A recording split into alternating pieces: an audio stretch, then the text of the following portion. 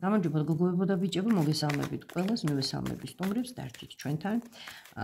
მე კი გადავალ გაშლაზე, რა თქმა უნდა, ვაგრძელებთ ისევ ჯერჯერობით თემას, სიტუაცია, პროგნოზი, ერთი ვარიანტი, კონკრეტული ადამიანის დახასიათება. აი, წინა ვიდეოზე მაგალითად დიდი ალბათობით ნახვებიდან და ალბათ კომენტარებიდან გავიგებთ, სხვას ეხებოდა უფრო, რადგან ის ცუდი დახასიათება, რაც წავიკითხე და რაც დავინახე, არ მგონია რომ ჩემს მაყურებელს ესადაგებოდეს, რადგან ძალიან ისეთი ნეგატიური ადამიანის, ცუდი ადამიანის დახასიათება იყო და ვიღაცამ მიიღო იმით ინფორმაცია, რომ არენდოს ასეთ პიროვნებას და ამოიცნო ვიღაც მის გარემოცვაში. იმედი მაქვს დღეს უფრო კარგი გაშლა გვექნება, უფრო კარგი პროგნოზი გვექნება.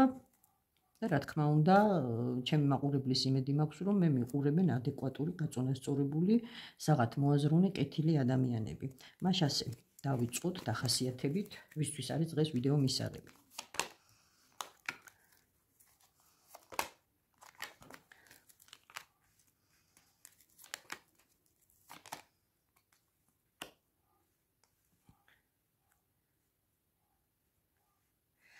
ჩემო კარგებო, რა შემიძლია დღეს ამ ადამიანზე ვთქვა, ვისთვისაც ვიდეოა მისაღები, არის ძალიან ძლიერი ადამიანი, მრავალმხრივი ნიჭით დაჯილდოვებული, სხვათა შორის ძალიან ცოტა მინიშნება იმაზე, რომ ამ ადამიანს შეუძლია ენერგიების მართვა, ოღონდ მინიმალური დოზით არის ეს, შეიძლება ერთი ვიღაცა იყოს ესეთი თქვენ შორის, ანუ ენერგიების მართვა იმ თვალსაზრისით, რომ რაღაც მაგიური მონაცემები გქონდეს, მაგრამ სუსტად გამოხატული.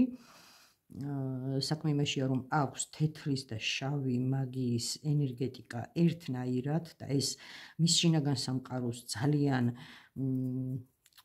ანგრევს, ეს ძალიან რთულია.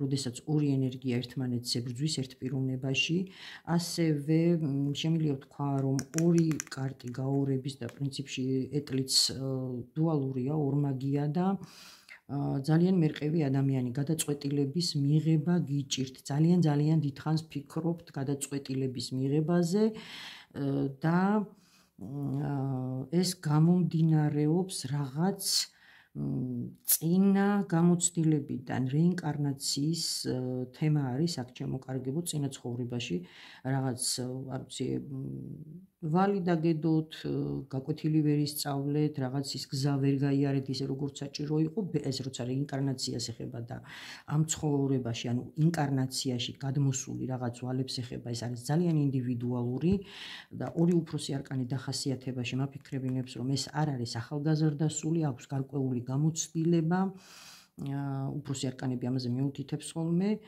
და თითქოს უფრო ვალს გავს ჩემო კარგებო, ხო დახასიათებას ვლაპარაკობ, მაგრამ აი პიროვნების თვისებებს განაპირობებს ის, რაც წინა ცხოვრებაში გამოიარა, რომ ან გამოასწოროს, ან უკეთესი გახდეს, ან უფრო ბედნიერი გახდეს და ასე შემდეგ. ნუ თემა არის ამოუწურავი და აღარ გავაგრძელებ ბევრს. უბრალოდ აი გადმოყოლილი ვალები თითქოს ხელს გიშლით წინსვლაში და კარგი იქნება რომ მიმართოთ პროფესიონალს, რომელიც გაგარკვევთ ამ საკითხებში.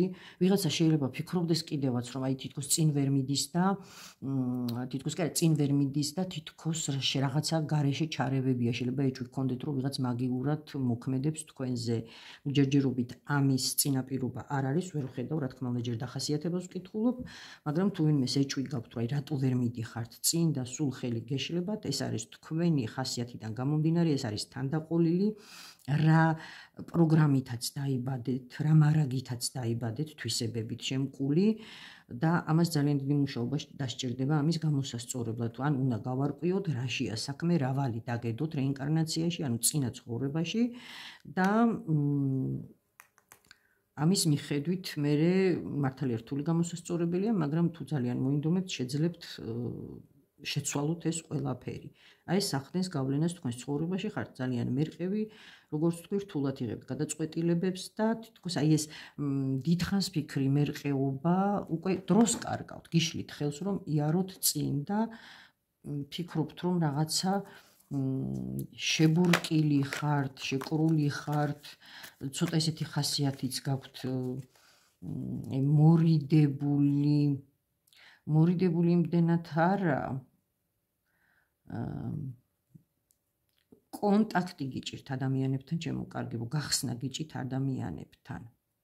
რაღაც ისეთი ცოტა რთული ხასიათის პიროვნება ხართ, მაგრამ ეს რა თქმა უნდა თქვენი ბრალი არ არის, ჩემო კარგებო, ეს არის თანდაყოლილი და შეგვიძლია ამას ვებრძოლოთ.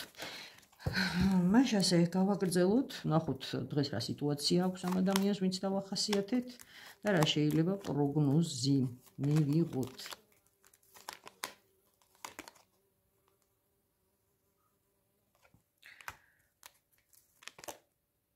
ჩემო კარგებო, სიტუაცია ძალიან ესეთი ყოფითია, როგორც ჩანს.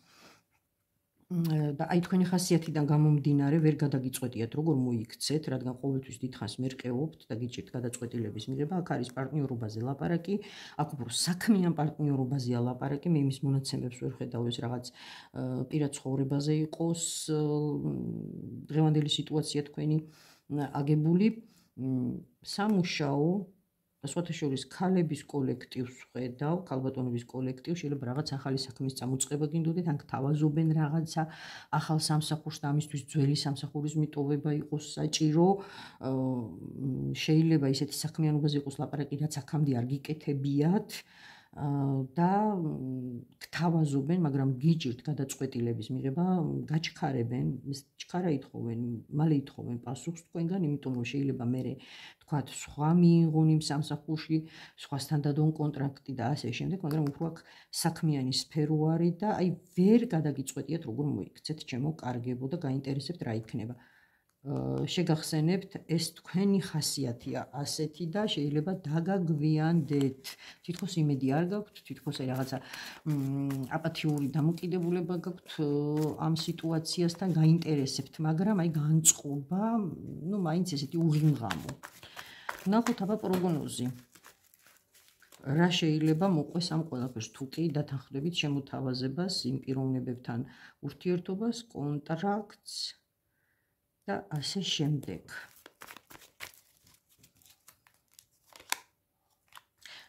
დიდი ალბათობაა, ჩემო კარგებო, აი ძალიან დიდი შანსი რომ ეს ყველაფერი ძალიან კარგად დამთავრდეს. პროგნოზი არის გადასარევი, წყლის, ანუ ფიალების სამიანი არის დღესასწაული აღნიშვნა და როცა მით უმეტეს აი ესეთ საქმიან სფეროს და კონკრეტულ თემებს ეხება ხოლმე, თქვათ კითხვა, მივიღებ თუ არა საბუთს, თქვათ გამომივა თუ არა ეს საქმე და ასე შემდეგ.